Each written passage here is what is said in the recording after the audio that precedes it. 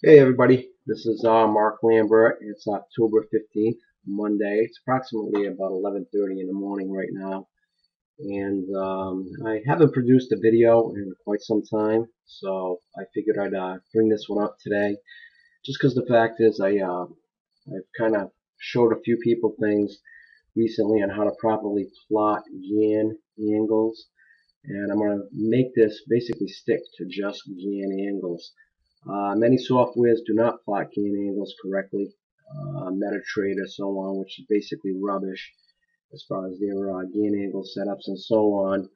And I just want to show people how I am plotting them because I've had people try to reproduce the angles that I'm doing, especially intraday, and they're getting close, but they're having misses. So I'm going to show a few of the reasons why these things are happening, and at the same time try to give a little bit of an instruction on how I am plotting them.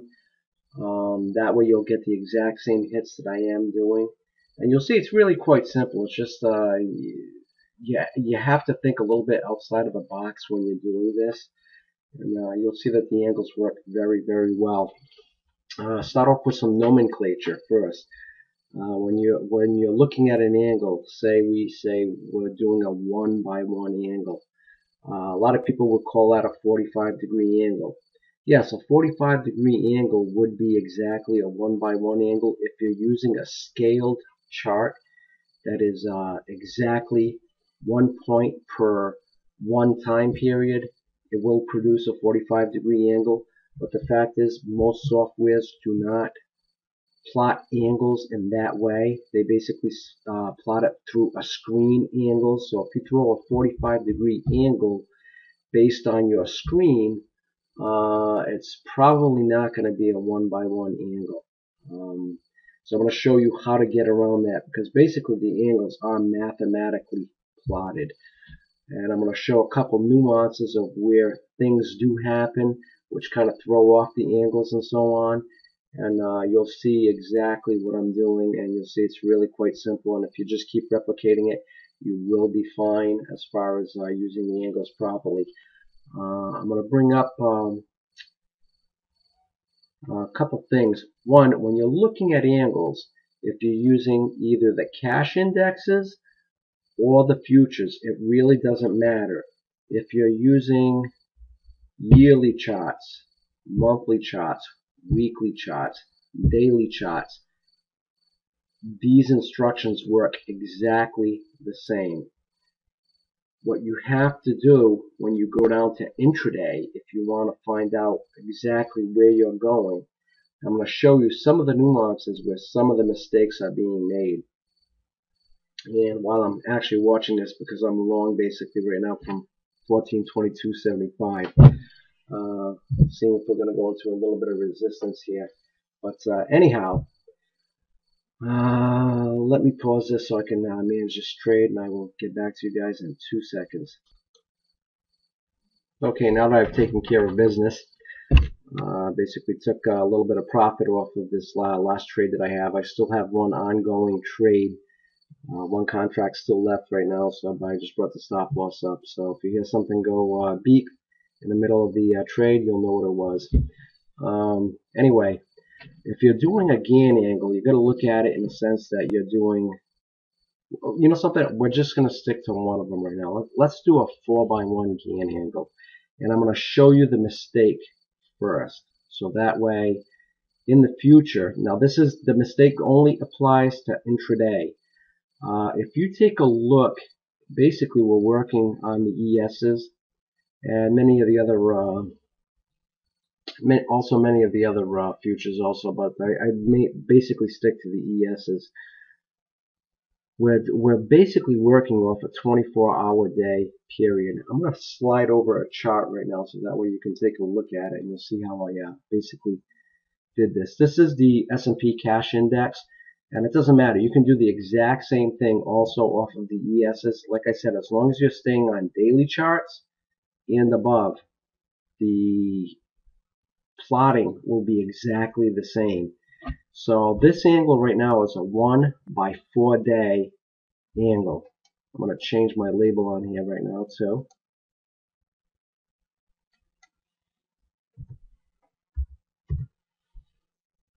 And the way I would plot something like this on the dailies or the hourlies, let's get down to the hourlies since a lot of people are scalpers and they're looking to see how to do this. What I'm going to do is I'm going to get rid of this angle. I'm going to delete it, and then I'm going to produce it for you. We are starting right now on 9/14 at 10 a.m. in the morning. So all I'll do is take a trend line. Like I said, this is a 1x4. We're starting at 10 o'clock in the morning, so I got to go forward 4 days now. So we're starting at 9/14, okay, 9/17 because we went over the weekend. That's 1 day.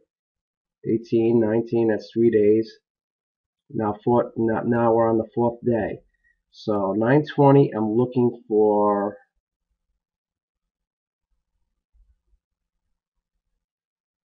10 a.m.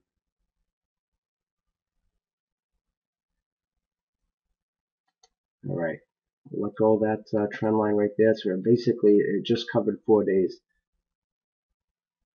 Make sure I get that correct. Yeah. All right. Now that I've moved the handle is attached to the top of this bar and moved forward 4 days. I know that I have exactly 4 24-hour time periods on the cash index. Now all I got to do is come back into this. I'll edit the properties. I'll call this a 1x4. And since we're going down 1 point by 4 days, we're starting at 1474.51. I have to go to 1473.51. And there we go. Now we got the angle right at the top. And what's nice with this setup right now is the fact that we can skew the chart any way that we want because it's not based on an angle. It's based on a mathematical property. And you'll see that even if I move the time and squeeze the bars and bring them back out again, the angle stays correct. So that's how I'm doing it.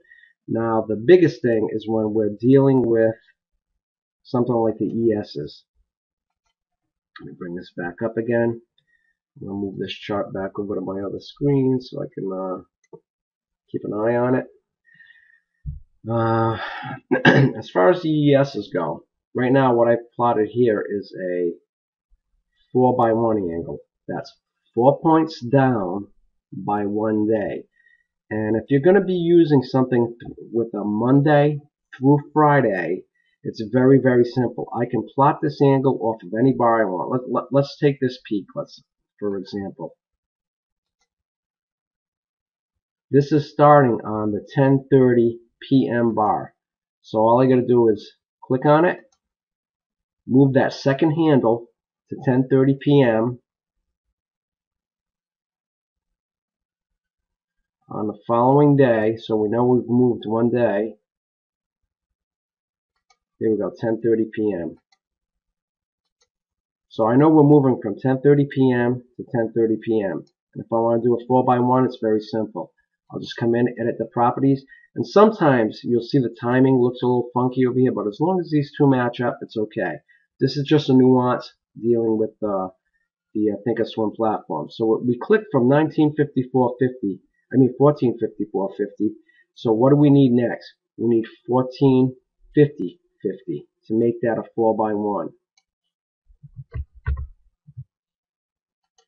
Bingo. We have this is a 4x1 angle. And when you take a look at it, you can move forward, and these two angles are matching up exactly perfect. Now the problem is, this is where I'm going to show you the problem. I'm going to delete this, and we're going to make a brand new one. Now this is where some of the nuances basically come in. Give me 1 second here, folks. I think I'm going to take out my trade here, so hold on. Okay, I'm finally all set. Basically now flat for the day. It's been a good trade so far. What I'm going to do now is I'm going to produce something that occurs over the weekends. Now, one of the things you're going to find that if you have a peak or a trough that happens on like a Thursday or a Friday and you want to move into the next week to produce the angle, you're going to have a little bit of a problem. We already know that this is a mathematically correct 4x1 Gann angle. Okay. What I'm going to do now is I'm going to produce another 4x1, but I'm going to go from Friday to Monday. Okay, and you're going to see the difference here. If you go from, let's say, this bar right here, which is at 10:30 a.m. on Friday, we're going to move over one day. We're going to go to 10:30 a.m. again, 10:15, 45, 10:30 a.m. on Monday. Okay, and we're going to do the exact same thing once again.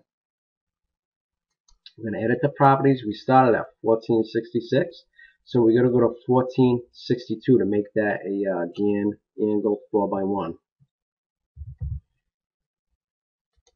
Okay, we just created a 4x1 angle. And we did it basically from Friday to Monday. And what I'm going to do, just so I don't move this angle right now, I'm going to duplicate it. We're going to compare the two. And when we compare the two, you'll see there's a slight divergence going on here. And this divergence will get even bigger when you're doing like a 16x1, an 8x1, and so on. And what's happening is the fact is that this angle was different is because when we go over the weekend, this is only dealing with intraday now. When we go over the weekend, we have a 4:15 close on Friday and a 6 o'clock open on Sunday. So if you were to say look at hourly bars, you have 23 bars in this trading day, and all the other ones are 24 bars that get printed. So that is where the difference is. That's where the angles get skewed. Now, if you wanted to do something like this off of a say if you had a peak or a trough that occurred on a Friday, what you have to do is you have to move over to like Monday to Tuesday, create your angle, like say like this one right here. I just created this angle off of Thursday and Friday because we have 24-hour period there. And if I wanted to create the same angle, all I have to do now is I duplicate this angle, move it forward, get it close to the top of this bar. You can even overshoot it like this if you want to just lay it on top of the bar. But that is a mathematically correct Gann 4x1 angle.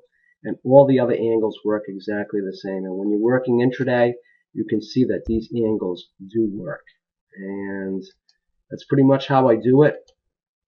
There are some other subtleties also, but you can work on them yourself. And I hope you find this useful. And pretty much that's it. Good trading to everybody, and Godspeed.